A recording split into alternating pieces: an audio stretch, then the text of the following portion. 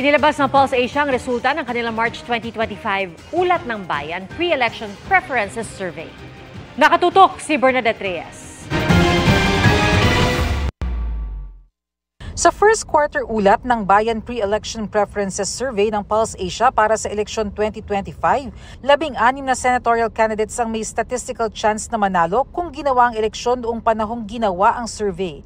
Ito ay sina Senator Bongo, Congressman Erwin Tulfo, Senator Bato de la Rosa, dating Senador Tito Soto, Senator Spia Cayetano at Bong Revilla, dating Senador Ping Lacson, Willie Revillame, Ben Tulfo, Makati Mayor Abby Binay, Senator Lito Lapid, dating Senador Manny Pacquiao, Philip Salvador, Congresswoman Camille Villar, dating Senador Bam Aquino at Congressman Rodante Marcoleta. Isinagawa ang non-commissioned nationwide survey mula March 23 hanggang 29, 2025 sa pamamagitan ng face-to-face interviews sa 2,400 respondents na edad 18 pataas. Mayroon itong plus-minus 2% na margin of error at 95% confidence level. Para sa GMA Integrated News, Bernadette Reyes, nakatutok 24 oras. Kinumpirma ng palasyo na binito ni Pangulong Bongbong Marcos ang panukalang bigyan ng Filipino citizenship ang Chinese businessman na si Lee Duan Wang. Si Lee Duan Wang, na kilala rin bilang si Mark Ong, ay nagnenegosyo na sa Pilipinas simula pa 1991. Enero nang lumusot ang panukala sa Kamara at Senado sa kabila ng pagtutol ni Senadora Riza Ontiveros dahil sa anyay mga red flag. Kabilang na ang pagkakasangkot umano ni Lee sa mga illegal na pogo operation at sa isang grupong konektado umano sa Chinese Communist Party. Ayon sa palasyo, sinabi ng Pangulo sa kanyang veto message na hindi niya pwedeng ipagsawalang bahala ang mga babala mula sa iba't ibang ahensya laban sa karakter at impluwensya ni Lee. Dagdag pa ng Pangulo, ang paggawad ng Filipino citizenship ay isang pribilehyo na hindi dapat basta-basta ipinamimigay. Hindi rin anya ito dapat gawing kasangkapan para isulong ang mga interes na kaduda-duda.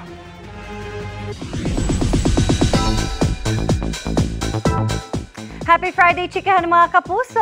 Very focused at excited na sina Jenilyn Mercado at Dennis Trillo para sa kanilang pagbibidahang seryeng Sanggang Dikit na mapapanood na natin very soon. At busy man sa kanilang showbiz commitments, may plano na kaya sila para sa third birthday ni Baby Dylan? Makichika kay Lars Santiago. Sing-init ng panahon ang passion sa trabaho ng mga bida ng upcoming GMA series na Sanggang Dikit na sina Dennis Trillo at Jenilyn Mercado. Tila hindi nila alintana ang alinsangan sa set at focus lang sa kanilang taping. Ibang excitement daw kasi ang nararamdaman ng mag-asawa dahil sa kakaiba nilang karakter at sa kanilang action scenes. Excited ako dahil makikita kami mapapanood nila kami ng ibang karakter naman. Hindi naman drama, hindi naman heavy drama, hindi naman comedy, pero medyo action. Exciting dahil first time na magkakasama ulit after ilang years. Nung umpisa, syempre medyo naninibago, lalo na po si Jen dahil first time niya talagang maging magkaroon ng mga ganong eksena sa teleserye. Lalo na role na dito talagang magaling makipagbakbakan. Kahit Holy Week na, trabaho pa rin daw ang haharapin ng Denjen. Wala po kaming bakasyon this Holy Week. Siguro po pinakabakasyon namin sa pag-celebrate na ng birthday ng anak namin. Sa April 25, ipagdiriwang ng anak ni na Jenilyn at Dennis na si Dylan ang kanyang third birthday. Mag-out of town lang po kami. Beach po kami. Mag-beach po. Huhumaling din sa beach itong aming bunso. Gustong-gusto niyang sea creatures, gustong-gusto niyang makita. Lars Santiago, updated sa showbiz happening. Inaasahan ng gobyerno na mas maraming rebelde ang susuko at titigil sa armadong pakikibaka sa tulong ng Safe Conduct Pass na pwedeng i-issue sa kanila sa pinirmahang Memorandum Circular ni Pangulong Bongbong Marcos. Sa bisa po nito, may dagdag proteksyon ang mga rebeldeng nagbabalik loob sa pamahalaan. Nakatutok si Rafi Tima. Paanyaya para ihinto ang armadong pakikibaka. Ganyan isinalarawan ni Pangulong Bongbong Marcos ang pinirmahang Memorandum Circular No. 36 sa kanyang pagbisita sa Maguindanao kaninang umaga. Ang circular, nagbibigay otorisasyon sa National Amnesty Commission para magbigay ng Safe Conduct Pass sa mga rebeldeng may mga kinakaharap na kaso pero gusto mag-apply ng amnestiya. Ang mga safe conduct passes na ito ay hindi lamang magbibigay ng proteksyon sa mga aplikante ng amnestiya laban sa pagka-aresto, pagkakulong at pag-uusig. Higit sa lahat, ito ay isang paanyaya sa lahat ng rebelde na ihinto ang armadong pakikibaka. Ayon sa Presidential Advisor on Peace, Reconciliation and Unity, libo-libo na ang nais mag-apply ng amnestiya. At dahil sa Safe Conduct Pass, asahan pa raw na marami ang maiingganyong sumuko. Sa CPP, more than 30,000 na tayo. And then yung in-expect natin with this ceremonial signing ng mahal na Presidente, we can assure na marami pang mag-susurrender. Every day, maraming susurrender. Pinirmahan ng Pangulo ang circular sa harap ng ilang lokal na leader ng Central Mindanao, kasama na ang ilang opisyal ng BARM, MNLF at MILF. Matapos ang ceremonial signing, personal na ininspeksyon ng Pangulo ang mahigit 1,000 matataas na kalibre ng baril na nakumpiska, isinuko at nahuli mula 2024 hanggang ngayong buwan sa mga lugar na nasasakupan ng 6th Infantry Division ng Philippine Army. Kinausap din ng Pangulo ang mga sundalo ng 6th ID na naka-assign sa Central Mindanao, isa sa mga lugar na binabantayan ng COMELEC ngayong papalapit na eleksyon. Ang pinirmang circular na magbibigay ng amnestiya para sa mga nais ng ibaba ang kanilang armas, isang malaking hakbang daw ng pamahalaan para sa pangmatagalang kapayapaan, lalo na sa baging ito ng bansa na dekada-dekada ng saksi sa karahasan ng mga Pilipino laban sa kapwa Pilipino. Mula rito sa Maguindanao, para sa GMA Integrated News, Rafi Tima nakatutok, 24 oras. Patong-patong na kalbaryo na ang idinulot ng explosive eruption ng Bulkang Kanlaon nitong Martes. At kabilang po dyan ang grass fire, kontaminasyon ng tubig at pagbagsak ng abo. At bilang tulong, nagtungo ang GMA Kapuso Foundation sa bayan ng La Carlota at namahagi ng pagkain at mga N95 face mask. Itinuturing na sugar bowl of the Philippines ang Negros Occidental dahil dito galing ang malaking produksyon ng sugarcane o tubo sa bansa. Pero nitong mga nakaraang araw, tila matabang ang ani ng mga magsasaka sa Barangay San Miguel sa La Carlota matapos pumutok ang Bulkang Kanlaon nitong Martes. Nasa 10-kilometer extended permanent danger zone ang barangay at inabot ng ashfall at nabalot ng abo ang kanilang mga pananim. Pag pumasok ka kasi sa sugarcane, yung mata mo mapupuwing ng ashfall eh. Nasira rin ang yero ng kanilang bahay dulot ng ashfall. Problema rin daw nila ang kakulangan ng supply ng tubig. Yung pagputok, wala na kaming tubig. Humingi ako ng tulong sa city na mabigyan kami ng supply ng tubig.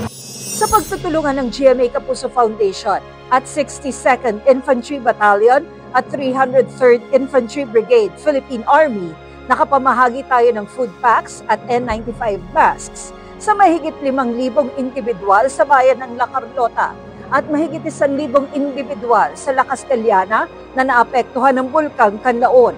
Aside sa security assistance, transportation assistance, at the same time, tumulong po kami sa pagre-repack nitong mga foodstuff at ito sa paghahatid, pagbibigay sa ating mga kababayan na nasalanta.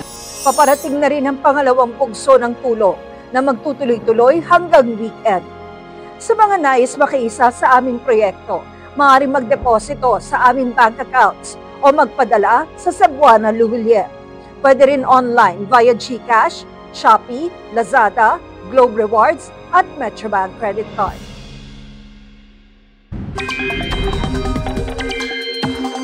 Mga kapuso, ramdam na ang tumitinding init sa mas maraming lugar sa bansa at magpapatuloy yan ngayong weekend. Papalo sa 45 degrees Celsius. Ang heat index sa Sangli Point sa Cavite ngayong Sabado at Linggo. 44 degrees Celsius naman sa Dagupan, Pangasinan. Matinding init din ang paghandaan sa iba pang lugar gaya sa Ambulong, Batangas, Iloilo City, Rocas Capiz, Kamiling sa Tarlac at Dipolog, Zamboanga del Norte. Sa Pasay at Quezon City naman, maglalaro sa pagitan ng 41 at 42 degrees Celsius ang heat index. Ayon sa Pag-asa, ang 43 degrees Celsius kahapon sa NAIA ang pinakamataas na temperaturang naitala sa Metro Manila mula nang pumasok ang tag-init noong March 26. Ang natitirang bahagi ng bansa magiging maalinsangan din dahil sa pag-ihip ng easterlies. Pero ang napakainit na panahon posibleng sundan ng mga pag-ulan lalo na po sa hapon. Base sa datos ng Metro Weather, mataas ang tsansa ng ulan sa Mimaropa, Bicol Region, Visayas, lalo na sa western portions, pati sa halos buong Mindanao. May malalakas na ulan na pwedeng magpabaha o magdulot ng landslide. Posible rin ang kalat-kalat na ulan sa Northern Luzon. Halos ganito rin ang mararanasan pagsapit ng linggo. May tsansa rin ng thunderstorm sa Metro Manila ngayong weekend, lalo na sa linggo ng hapon.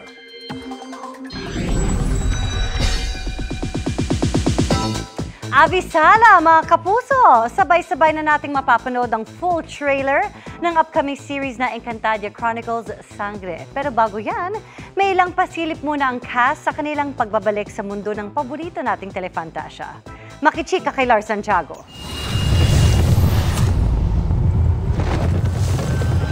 Mga likod pa lang, pero giving nostalgia vibes na ang nakaiintrigang teaser drop ng Encantadia Chronicles Sangre. At lalong na-excite ang fans ng Telefantasia dahil sa behind the scenes na confirm ang reunion ng magkakapatid na amihan, Danaya, Alena at Pirena. Marami pa yan. Tutok lang. Simula pa lang yan, pasilip lang yan, as in teaser lang. Tila excited na rin si Solen Yusuf sa pagbabalik ng kanyang karakter na si Cassiopeia. Vea Hindelum Exia Ang kanyang iconic character, tila chinanel ni Solen sa isang IG post.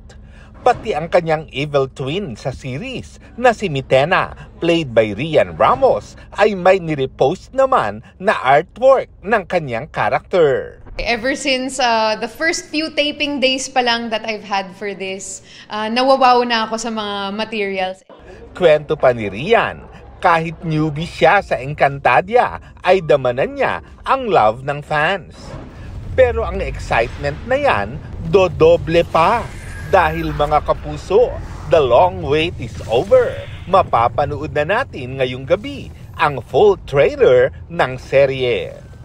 Lars Santiago, updated sa showbiz happening.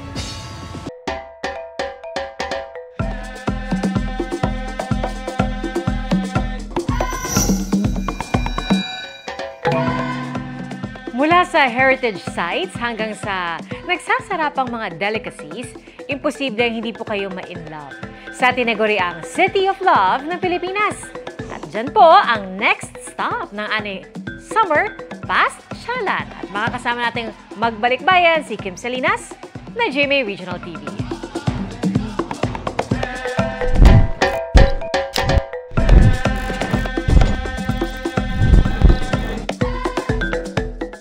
Kumusta mga palangga? Karina ta sa City of Love. Kung saan, hindi lang ang lambing ng mga Ilonggo ang nakaka-inlove. Pagkain, kultura, at syempre, mapagmahal ng mga Ilonggo. Tara na't magbalik-bayan sa Iloilo. Dito, ang mga nasa past, okay lang balik-balikan. Tulad ng Kaminya Balay nga Bato sa Arevalo District sa Iloilo City. Ang ancestral house na mag-asawang Don Fernando Avancenia at Lulalia Abaha noong 1860s. Nakilala namin si Maria Luisa Caminia na bahagi ng ika-4 na henerasyon ng mga orihinal na nagmamay-ari ng bahay.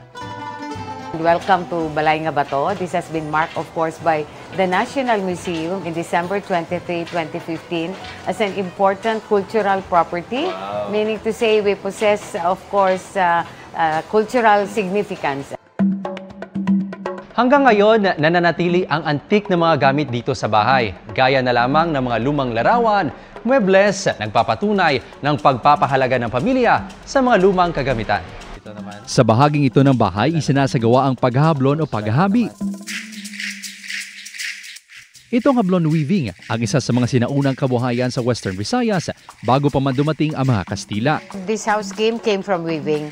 We used to sell, of course, all our fabric, all our hablon in Avenida.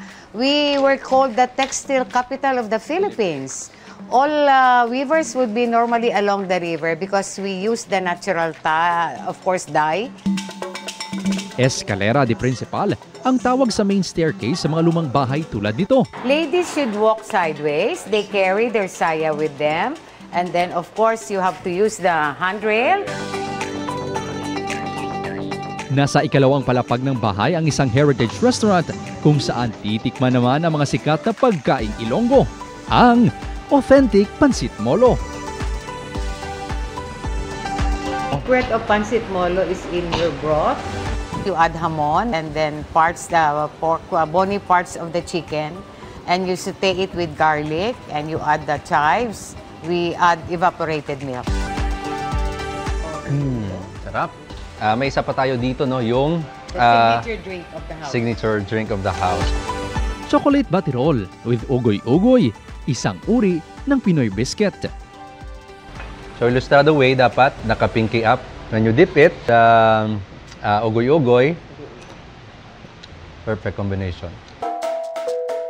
Isang Iloilo sa mga unang Spanish settlement noong 1500s.